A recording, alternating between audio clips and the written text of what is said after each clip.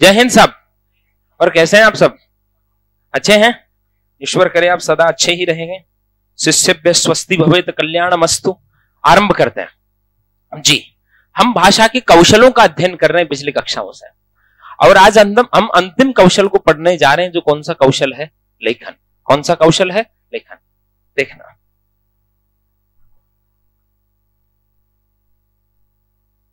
कौन सा कौशल है जी? लेखन कौशल। देखो, अब इसमें तो मैं आपको क्या बताऊं, लिखना तो जानते ही हो आप। अरे भाई, उच्चारण ध्वनि समूह को सुनकर के लिख देना लेखन है। लेकिन महाराज, लेखन कौशल को सबसे अंत में क्यों रखा गया? इतना क्या स्पेशल है इसमें? बड़ा महत्वपूर्ण है। लिखना केवल उच्चारण सुनकर लिखना ही नहीं होता, जो सृजन है, जो रचना है, वो भी तो लेखन में आएगी। अब आपको कोई कविता लिखे, व्यक्ति अपने मन के भावों को अभिव्यक्त करे, वो भी कौन सा कौशल है? लेखन कौशल। कौन सा कौशल है? लेखन। तो लिखना कितने प्रकार का हो गया? दो प्रकार का। एक तो सामान्य तौर पे किसी ने उच्चारण किया, स्वयं ने उच्चारण किया, उसको लिख दिया कि राम जयपुर जाता है, ठीक है। और एक कोई अपने मन के भावों को अभिव्यक्त करना, पत्र लेखन, निबंध लेखन, ये भी सब लेखन कौशल में ही तो आएंगे, ठीक है। तो वहां थोड़ा सा व्यक्ति को क्या आता है? जोर आता है। तो अच्छा पाठक, अच्छा लेखक, अच्छा श्रोता, अच्छा वक्ता, ठीक है। खैर, लेखन की कई विधियां हैं जी, अपन छोटे बच्चे से चालू करते हैं, ठीक है। कई है, रूपरेखा अनुकरण, स्वतंत्र अनुकरण, ठीक है, आपकी पेस्टालोजी विधि, आपकी जैक्टोट विधि, ठीक है, आपकी मोंटेसरी विधि। मोंटेसरी विधि से भी तो लिखना सीखा जाता है, ठीक है, और काफी अच्छे ढंग से सीखा जाता है। मोंटेसरी विधि पढ़ते समय अपन पढ़ चुके हैं, ठीक है। स्वतंत्र अनुकरण पढ़ चुके हैं। रूपरेखा अनुकरण की भी चर्चा कर चुके हैं, ठीक है। अरे भाई, एक होता दृष्टानुलेखन, देख करके लिखना। भाई, गुरुजी ने बोर्ड पर लिख दिया, बच्चे ने देखा, फिर बिना देखे खुद लिखा, फिर मूल से मिलाया, फिर जो त्रुटियां हुई उनको राउंड किया, फिर उनको सुधारा। एक ही जैक्टोट नाम के शिक्षा शास्त्री ने प्रयोग किया था, इसलिए जैक्टोट विधि कह देते हैं। और दूसरी एक होती श्रुत लेखन। कौन सी? सुन करके लिखना। गुरुजी बोले, आपने लिखा, फिर गुरुजी ने बोर्ड पे सही लिख दिया, ठीक है, तो आपने चेक कर लिया। इसमें भी दो तरीके अपनाए जा सकते हैं। इतनी सामान्य बात है, क्या बताएं इनको। मान लीजिए छात्र संख्या कम है, तो गुरुजी एक एक बच्चे की कॉपी चेक कर सकते हैं, उसके राउंड लगा दे, कहे भाई इसको 20-20 बार लिखिए, 15-15, 10-10 बार लिख। संख्या ज्यादा है तो गुरुजी ने शुद्ध बोर्ड पर लिख दिया, विद्यार्थी खुद चिन्हित करेगा अपनी त्रुटियों को, और बाद में उनमें क्या करेगा? सुधार करेगा, ठीक है। तो इसको लिखते लिखते समझते हुए आगे बढ़ते हैं। लेखन कौशल को, बड़ा सरल सा कौशल है, इतना जटिल नहीं है। तो लिखिए, लेखन कौशल लिखो। उच्चारित ध्वनियों को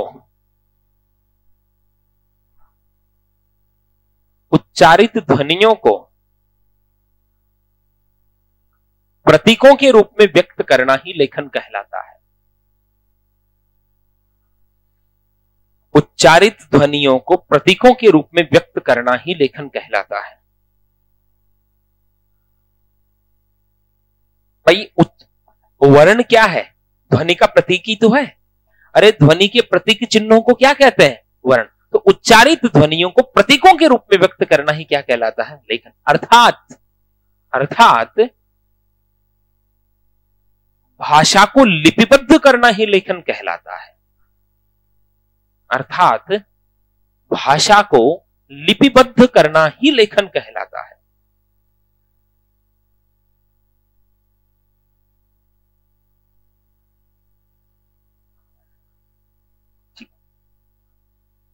अगली पंक्ति में लिखिए, पहले बालक को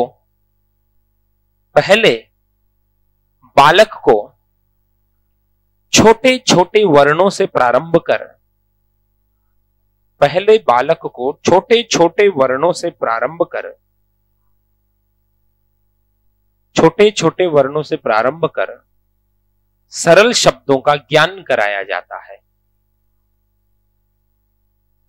पहले बालक को छोटे छोटे वर्णों से प्रारंभ कर सरल शब्दों का ज्ञान कराया जाता है।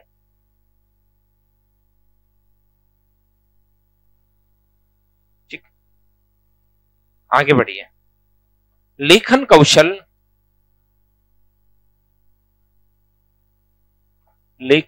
एक कला है। लेखन कौशल एक कला है। जो 2 चरणों में विकसित होती है। लेखन कौशल एक कला है जो 2 चरणों में विकसित होती है। लेखन कौशल एक कला है जो 2 चरणों में विकसित होती है। पहला चरण तो क्या है भैया? जो सुना उसको लिखा, जो उच्चारण सुना उसको लिपिबद्ध कर दिया, सुंदर ढंग से लिख दिया, पढ़ने वाले को समझ आ जाए। दूसरा, अपने मन के विचारों को, भावों को अभिव्यक्त करने की कला, वो भी तो लेखन कौशल है।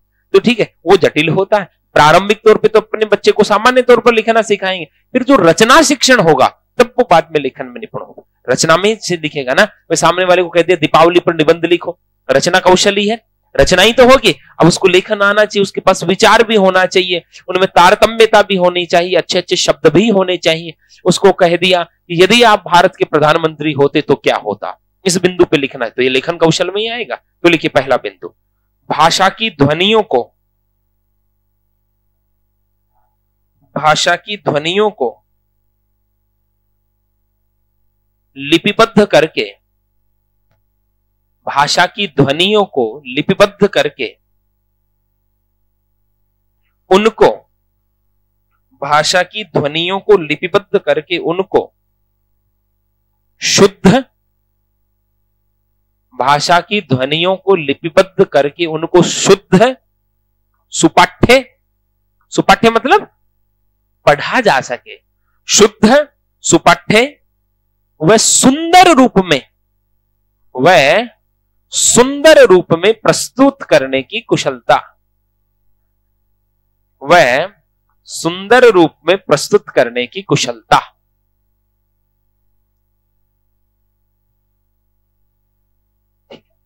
ये तो सामान्य चरण हुआ, ठीक है। जिस किसी ने बोला उसको आपने सुन करके लिख दिया, ये तो सामान्य कौशल। दूसरा बिंदु लिखिए, दूसरा लिखिए, लिपि प्रतीकों के माध्यम से, लिपि प्रतीकों के माध्यम से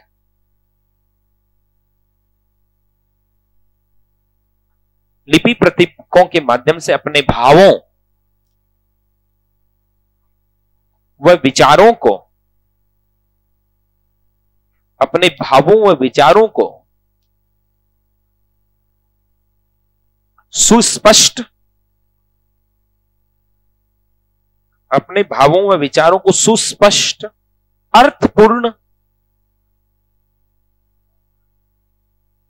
अर्थपूर्ण व प्रभावी अभिव्यक्ति की योग्यता,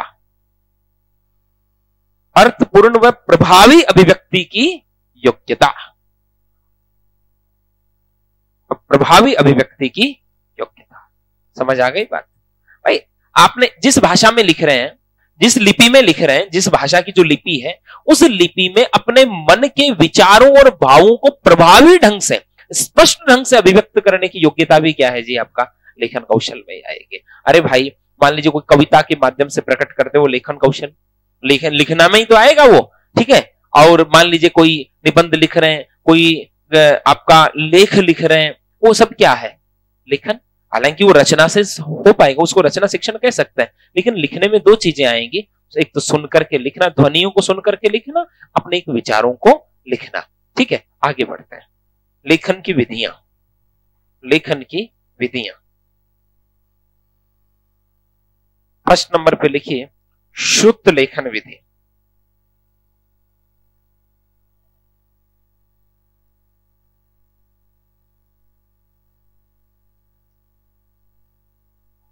श्रुत लेखन विधि।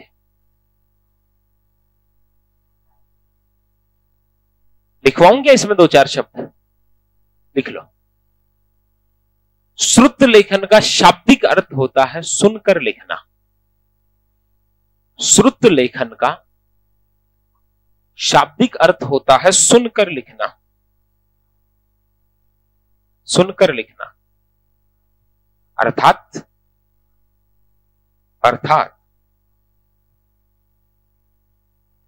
इस विधि के अंतर्गत, अर्थात इस विधि के अंतर्गत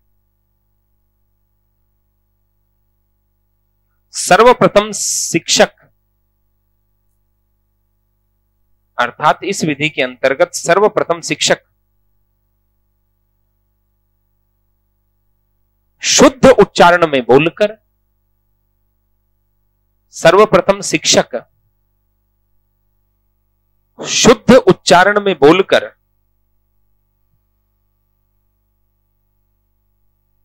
कोई गद्यांश या शब्द लिखवाता है।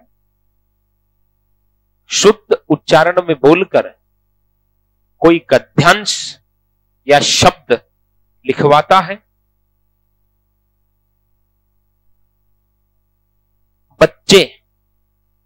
बच्चे शिक्षक के उच्चारण के अनुसार, बच्चे शिक्षक के उच्चारण के अनुसार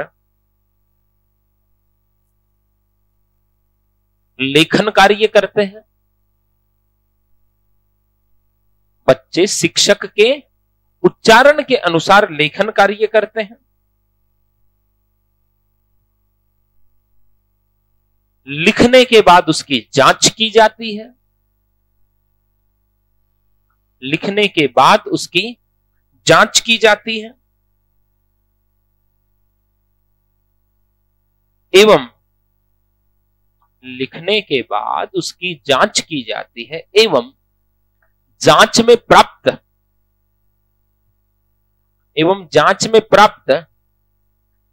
अशुद्ध वर्तनी वाले शब्दों को, एवं जांच में प्राप्त अशुद्ध वर्तनी वाले शब्दों को लिखने के बाद उसकी जांच की जाती है एवं जांच में प्राप्त अशुद्ध वर्तनी वाले शब्दों को पुनः 5 से 10 बार तक शुद्ध लिखने का अभ्यास करवाया जाता है।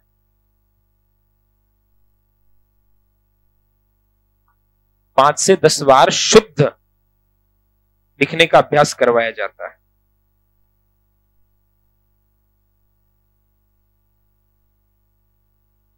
अगली पंक्ति में लिखिए, लिखित कार्य की जांच के लिए, लिखित कार्य की जांच के लिए लिखित कार्य की जांच के लिए निम्न 2 तरीके अपनाए जाते हैं। लिखित कार्य की जांच के लिए निम्न 2 तरीके अपनाए जाते हैं।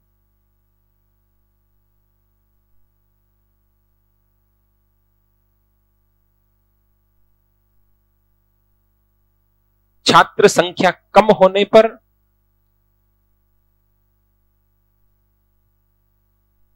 छात्र संख्या कम होने पर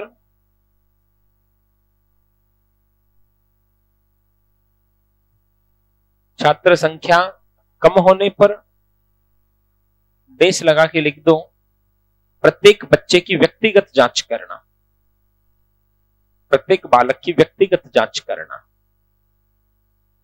प्रत्येक बालक की व्यक्तिगत जांच करना।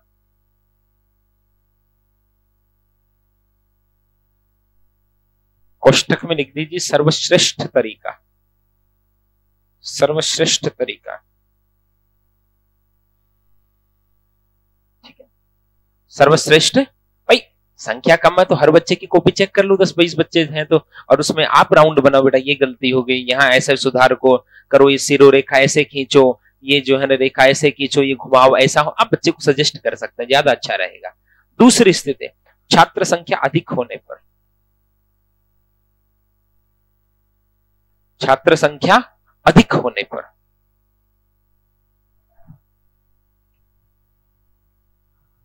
क्या करेंगे, क्या करेंगे भाई? सिखा, जो भी आपने बोला है उसको आपने श्यामपट्ट पे लिखा, बच्चा खुद चेक करेगा, राउंड लगाएगा, गलतियों को सुधारेगा। तो लिखो कि लिखाए गए गद्यांश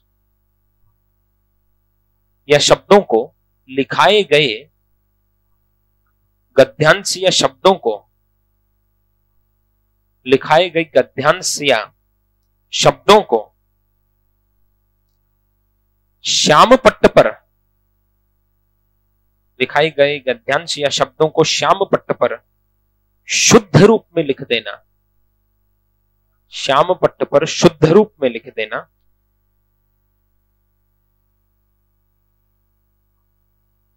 एवं बच्चों के द्वारा स्वयं जांच करना, एवं बच्चों के द्वारा स्वयं जांच करना।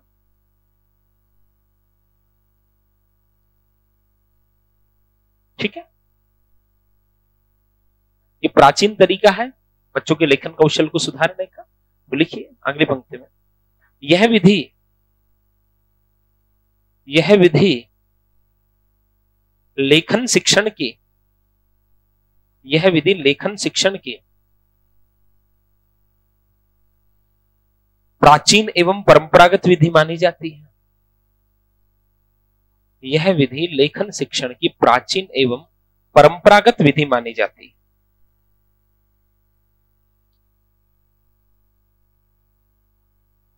प्राचीन एवं परंपरागत विधि मानी जाती है।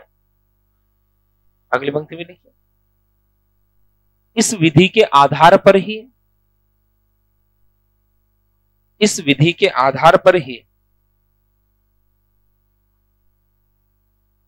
इस विधि के आधार पर ही शुद्ध उच्चारण को, शुद्ध उच्चारण को भाषा शिक्षण का, शुद्ध उच्चारण को भाषा शिक्षण का महत्वपूर्ण अंग माना जाता है। शुद्ध उच्चारण को भाषा शिक्षण का महत्वपूर्ण अंग माना जाता है। अरे भाई, आप उच्चारण अशुद्ध करेंगे तो लिखने वाला शुद्ध लिख पाएगा क्या? तो इस विधि में सुनकर के लिखना है। तो इस विधि के आधार पर ही यह माना गया कि भाषा शिक्षण में उच्चारण शिक्षण भी महत्वपूर्ण अंग होता है, क्योंकि आपके अशुद्ध उच्चारण से बड़ा प्रभाव पड़ेगा लेखन कौशल पर। समझ गए आप इस बात को? अब आगे बढ़िए, एक दूसरी विधि लिखिए।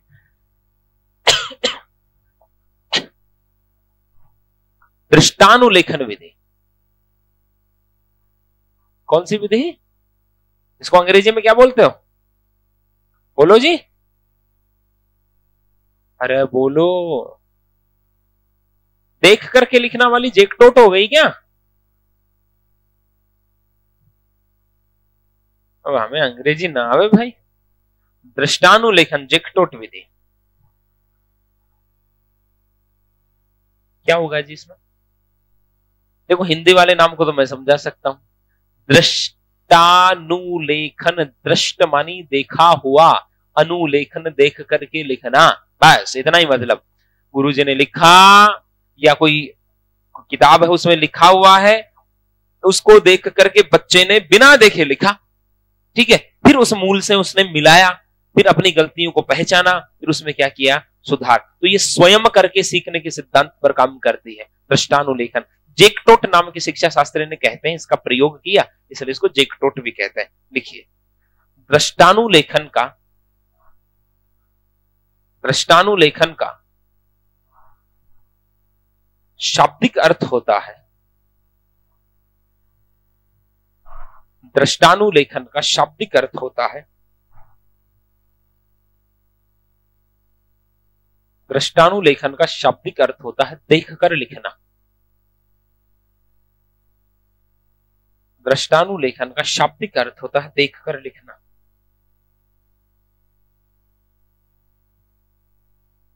अर्थात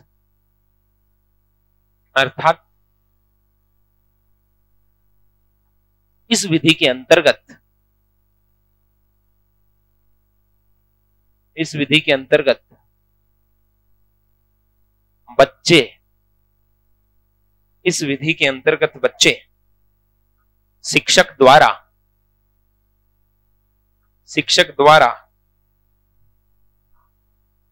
श्यामपट्ट पर लिखे हुए, शिक्षक द्वारा श्यामपट्ट पर लिखे हुए शब्दों को देखकर, शब्दों को देखकर अथवा पाठ्य पुस्तक में अथवा पाठ्य पुस्तक में लिखे हुए शब्दों या वाक्यों को, गुरुजी वाले में भी शब्दों के साथ वाक्य उपलिख लगा के लिख दो, ठीक है। श्याम पट्ट पर लिखे गए शब्दों या वाक्यों को देखकर अथवा पाठ्य पुस्तक में लिखे हुए शब्दों या वाक्यों को देखकर शुद्ध लेखन का अभ्यास करते हैं, शुद्ध लेखन का अभ्यास करते हैं।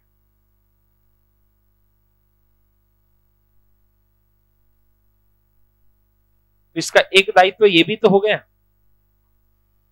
शुद्ध लेखन का लिख लिया यहां तक। इससे एक चीज भी तो निकल करके आई ना कि शिक्षक जो है उसका यह दायित्व बनता है कि श्याम पट्ट पर जो लिखे वो शुद्ध लिखे, क्योंकि बच्चे तो उसको देखेंगे। मैं जैसे कल या परसों की कक्षा में भी आपको कह रहा था कि केवल एक हिंदी विषय के शिक्षक नहीं, अन्य शिक्षक भी ये दायित्व निभाएं। यदि वो लेखन बोर्ड पे गलत लिख रहे हैं, गलत उच्चारण कर रहे हैं, तो बच्चे तो उनका अनुकरण करके सीख रहे हैं। अरे 10 में से एक अध्यापक शुद्ध लिख रहा है और शुद्ध बोल रहा है, 9 गलत लिख रहे हैं थोड़ा थोड़ा और गलत बोल रहे हैं, तो क्या बच्चा शुद्ध बोलना सीख पाएगा, शुद्ध लिखना सीख पाएगा? क्योंकि ज्यादा असर तो उनका पड़ने वाला है। इसलिए एक आदर्श होता है भाषा सिखाने का, कि भाषा सिखाना केवल एक शिक्षक का विषय के केवल भाषा अध्यापक का दायित्व नहीं होता। ये पूरे विद्यालय का जो परिवेश है वो भाषिक समृद्ध होनी चाहिए। इसलिए इसको कहते हैं शुद्धता का आदर्श। क्या कहते हैं? ये आगे देखेंगे, भाषा शिक्षण के सिद्धांतों में इसकी चर्चा करेंगे। खैर आगे बढ़िए। अतः अध्यापक को श्याम पट्ट पर लिखते समय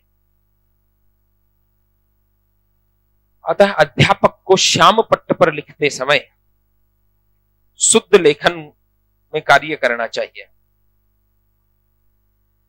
अतः अध्यापक को श्याम पट्ट पर लिखते समय शुद्ध लेखन में कार्य करना चाहिए।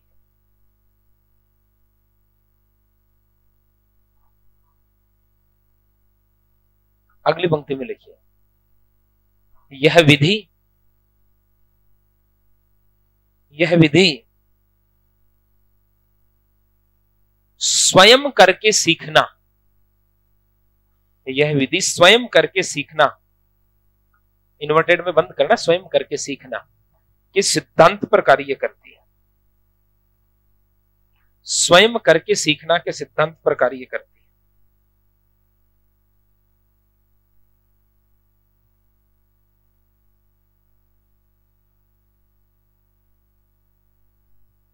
अरे बाकी कौन सी विधियां होगी? हमने आधुनिक शिक्षण विधियों में किंडरगार्टन और मोंटेसरी वो देखी थी ना, ठीक है, तो उनमें भी तो प्रयोग तो होता है, लिखना तो सिखाते ही है ना भाई, उनमें अलग प्रकार से सिखाते हैं। ठीक है भाई, अपने मोंटेसरी मेथड में पहले वो बनी हुई आकृति हुई बच्चे को वो पहले पेन पेंसिल पकड़ने का अभ्यास कराएंगे, ठीक है, उसके बाद सैंड बोर्ड पर बने हुए वर्णों के अक्षरों पे उंगली फिराना सिखाएंगे। उससे उसको क्या होगा, उसकी बनावट माइंड में सेट हो जाएगी। फिर उसको लिखने के कहेंगे, लिखने के साथ साथ उच्चारण भी करते जाएंगे, तो लिखने के साथ साथ वो बोलना सीख जाएगा। ठीक है, सामान्य विधियों से एक बालक 8 वर्ष तक आते आते जो सीखता है, यहाँ 1-1.5 महीने के अंदर 4 साढ़े 4 साल का बच्चा सीख जाता है। ये हमने देखा था ना, ठीक है। एक होती अक्षर स्वरूपानुकरण विधि, उसमें 5-5 पंक्तियां भरने की अब जरूरत है नहीं, ठीक है, डेस डेस बनाया हुआ है, ट्रेसिंग विधि कहते हैं इसको। अब बच्चा उस पर पेंसिल फिरा करके सीखे, या गुरुजी ने पहले वो कबूतर बना देते थे और इसको मोटा कर ले, वो पुराना तरीका था, अक्षर स्वरूपानुकरण ही था। तो अपन ये कह सकते हैं कि स्वतंत्र अनुकरण विधि और रूपरेखानुकरण विधि। तो नाम लिख लीजिए उनके, तो लिखिए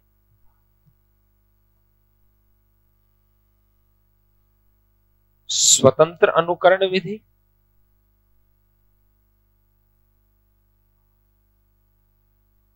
रूपरेखा अनुकरण विधि,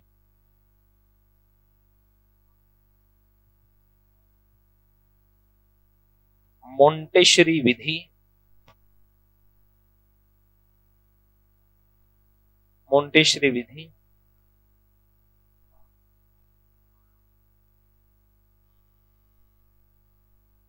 एक होती खंडशः लेखन विधि। ये क्या होती है रे? अब भाई जैसे मान लीजिए खंडशः लेखन विधि, बच्चे को लिखने में जोर आ रहा, क्या कबूतर नहीं लिखा जा रहा, तो तो अपन उसको कै कबूतर को टुकड़ों में बांट लेंगे, कै को, और वो अलग अलग टुकड़े बनाना सिखाएंगे। जैसे देखे ना, ये नाम लिखने से पहले इधर देखो, जैसे अब ये कै है, तो इसके अंदर बच्चे को अपन ने केवल ये लिखना ही सिखा दिया, ये अलग, फिर उसको ये लाइन खींचना सिखा दी, फिर उसको ये लाइन खींचना सिखा दी, फिर उसको ऐसे अलग अलग तो वो कर ही लेगा, ठीक है। खंडशः टुकड़ों में बांटा, अब उसको कहा कि देख ये खींच, अब इसके पास ये बना दे, अब इसके पास ये बना दे, फिर ये, वो कै को लिखना सीख गया।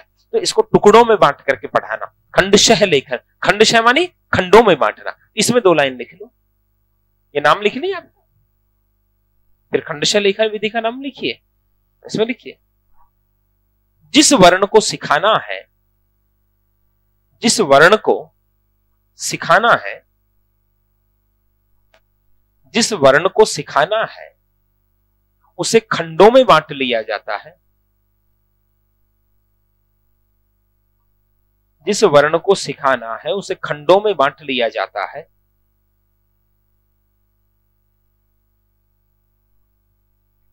और फिर उन्हें जोड़कर, और फिर उन्हें जोड़कर वर्ण का निर्माण कार्य करवाया जाता है। फिर उन्हें जोड़कर वर्ण लिखवाया जाता है, या पूरा वर्ण लिखवाया जाता है। फिर उन्हें जोड़कर पूरा वर्ण लिखवाया जाता है। जैसे कै, च, ऐसे टुकड़ों में बांट करके लिखना। 2 उदाहरण लिख लो।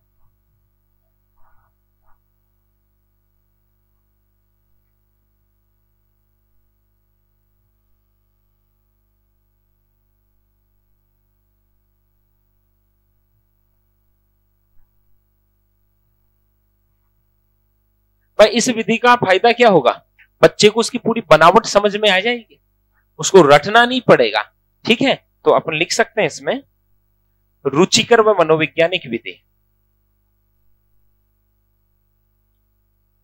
रुचिकर व मनोवैज्ञानिक विधि, ये विधि, इसमें रुचि भी जगेगी उसके, रुचिकर व मनोवैज्ञानिक विधि। अगली पंक्ति में लिख लीजिए, रटने की अपेक्षा अवबोध पर बल, समझने पर बल दिया जाएगा। भाई इसकी बनावट कैसे, रटने की अपेक्षा अवबोध पर बल, रटने की अपेक्षा अवबोध पर बल। ये कौन से शिक्षण सूत्र पे काम करेगी, सरल से कठिन की ओर। लिखो सरल से कठिन की ओर, इतना ही लिख लो, सरल से कठिन की ओर, ठीक है। और अगला लिख लीजिए स्थायी ज्ञान की प्राप्ति, स्थायी ज्ञान की प्राप्ति।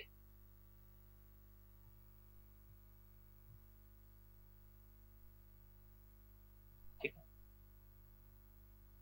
अब लेखन में त्रुटियां होती क्यों है, असावधानी पूर्वक लिखें, ध्यान न दें, जल्दबाजी करें, बच्चों की अशुद्धियों पे गुरुजी उनको टोके ना, सुधार करने के लिए नहीं कहें, है उच्चारण ही अशुद्ध करें, तो भी लेखन कौशल में क्या होती है, त्रुटियां होती है। तो लिखिए त्रुटियां करने के कारण, त्रुटियां करने के कारण, त्रुटियां करने के कारण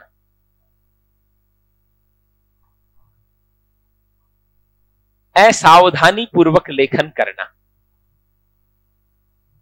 असावधानी पूर्वक लेखन करना, असावधानी पूर्वक लेखन करना,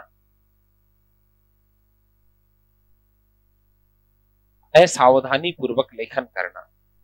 दूसरा लिखो, छात्रों द्वारा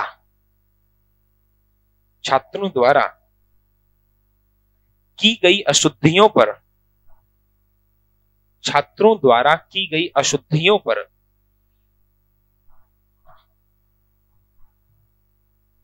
शिक्षक द्वारा, छात्रों द्वारा की गई अशुद्धियों पर शिक्षक द्वारा आवश्यक संशोधन न करना,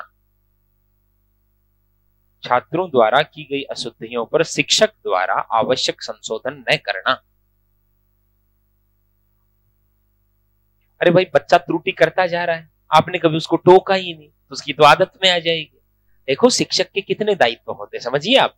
जब आप अध्यापक बने तो आप इन दायित्वों का निर्वहन कीजिएगा, ठीक है, वरना वो त्रुटियां उनकी चलती रहती है। भाई आपने कॉपी चेक की, सीधा साइन मारा लास्ट वाले पन्ने पे, बेचारों से नकल तो करवा ली 15 पन्नों में, दीपावली की छुट्टी में खून पी गए उनका, और अंत में साइन कर दिया लास्ट वाले पन्ने पे। ये कोई तरीका होता है?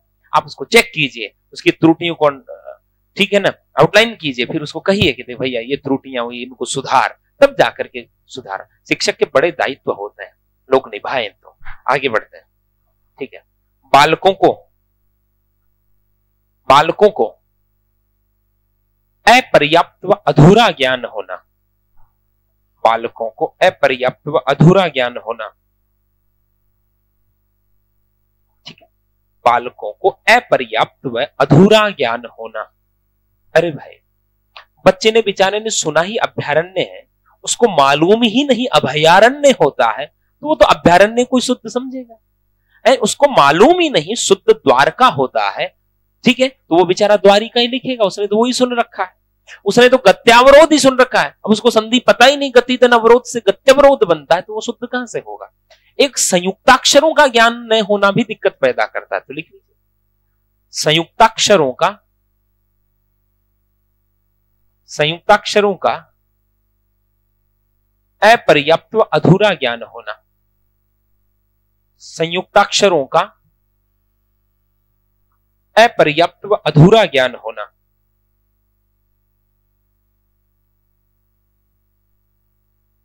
अगली पंक्ति में लिखिए, छात्रों का बुद्धि स्तर कम होना, छात्रों का बुद्धि स्तर कम होना।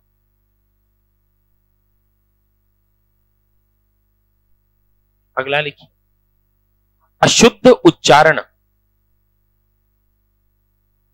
अशुद्ध उच्चारण। उच्चारण अशुद्ध करेंगे तो लेखन भी कैसा होना? अशुद्ध होगा। अब लिखो निराकरण के उपाय, या सीधा लिख लो निवारण।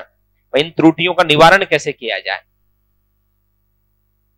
कैसे हो भैया, बोलो। उच्चारण सही करें, सावधानी पूर्वक लिखें, सुलेख लिखवाएं। सुलेख समझ गए?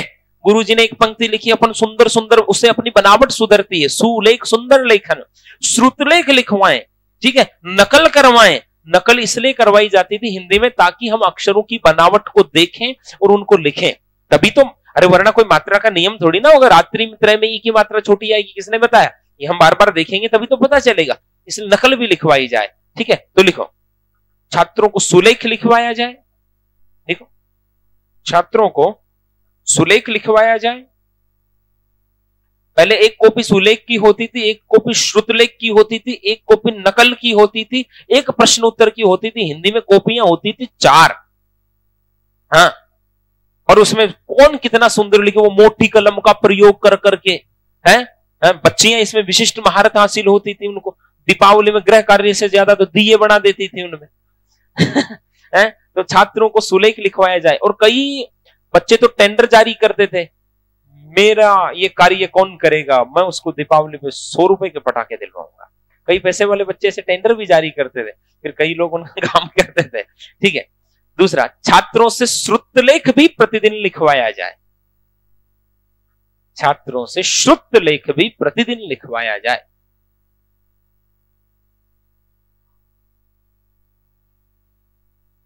ठीक है। अरे भाई, जैसे हमने आपकी इसी बैच में शब्द शुद्धि का अभ्यास करवाया था एक बार, कितने शब्द लिखवाए थे आपको, तो वो कठिन शब्दों के लेखन का अभ्यास भी करवाना चाहिए। तो लिखिए, कठिन शब्दों के लेखन का, कठिन शब्दों के लेखन का प्रतिदिन अभ्यास करवाया जाए। कठिन शब्दों के लेखन का प्रतिदिन अभ्यास करवाया जाए।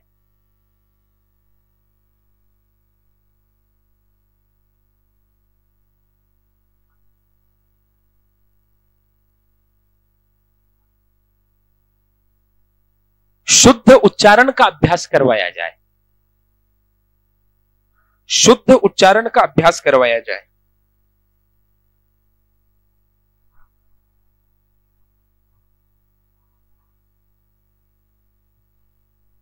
ठीक है, सावधानी पूर्वक व धैर्य के साथ लिखने को कहा जाए। भाई जैसे हम कई बार बोर्ड पे फास्ट फास्ट लिखते हैं तो ऐसे ही कर देते हैं गड़बड़, सावधानी से लिखें, धैर्य, जैसे मैं आपको धीमे धीमे लिखवाता हूं, ये सावधानी पूर्वक व धैर्य के साथ लिखने को कहा जाए।